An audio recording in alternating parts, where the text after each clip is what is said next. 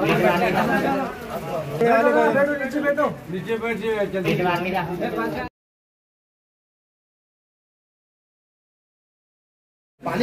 फिर लेंगे। आपका नाम क्या? नारायण देवराव भगवत।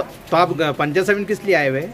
वो रस्त्याच्या संदर्भामध्ये 2-3 वर्षापासून आमचा रस्ता फार खराब झालेला आहे। अगोदरही निवेदन दिलं होतं 4 जुलैला, तरी त्यांनी काही आजपर्यंत दखल घेतली नाही। त्याच्यामुळे आम्हाला या आंदोलनाचा इशारा देण्यासाठी आम्ही इथं आलेलो आहे। यानंतरही त्यांनी जर दखल घेतली नाही तर आम्ही 8 दिवसानंतर ग्रामपंचायतीला कुलूप लावणार आहे। सर्व शेतकरी मिळून सर्व शेतकरी त्रस्त झालेले आहेत।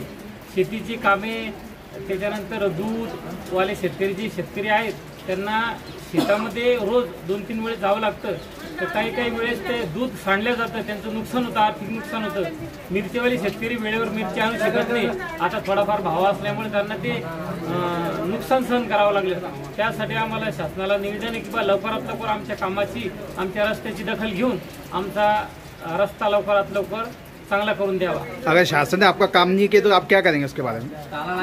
आता ग्रामपंचायतीला आम्ही शेवटी कुलूप लावणार आहे जर नाही केलं तर। आपका नाम? मैं उमर का अहमद का पठान। आप कहाँ से आए? उड़नगांव से।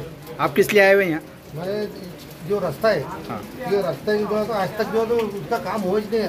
दोनों तरफ से 4 वगैरह मार दिए उन्होंने और बाकी का काम कुछ कर ही नहीं। कितने सालों से पेंडिंग में रास्ता? ये 3 से 3.5 साल से तो आपका रास्ता अभी तक पूरा हुआ नहीं? नहीं हुआ। और खंडाला शिवपांदी है तो वो रास्ता भी बोगस हुआ।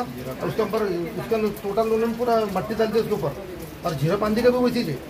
तो इससे पहले आपने निवेदन दिए थे सरकार को? निवेदन दिए, लोगों ने उपोषण करे, सब कुछ बैठ के कुछ चीज नहीं हुआ।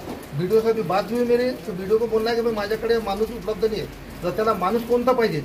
तो माणूस किसके इसमें है फिर? वो बोलते वीडियो साहब बोलते हमारे इसमें, तो फिर किसके इसमें आएगा बोलना? आपने कुछ उपलब्ध नहीं माझ्याकडे। ऐसा है।